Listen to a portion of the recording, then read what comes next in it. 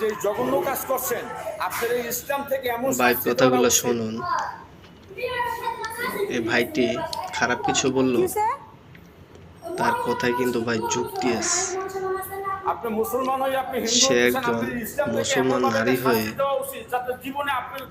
হিন্দু ধর্মের ছেলের সাথে আমি কেন মুসলমান থেকে কিভাবে হিন্দুতে মেলামেশা যাচ্ছি? করে? কেন হতে যাচ্ছি?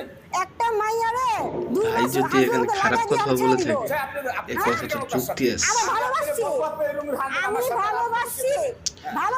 মুসলিম আর আমার রিলিজনের সম্মান গেছে। মেয়ে হয়ে আমার সম্মান দরকার গেছে। নেই তো ভাই হ্যাঁ? অন্য রিলিজনে যাওয়া। এখন আমি যদি প্রেম করার আগে কেন? প্রেম করার মুসলিম আগে ছেলেদের কি জানতাম অভাব হিন্দু, আমি পড়ছে? আসতে পারি এখানে?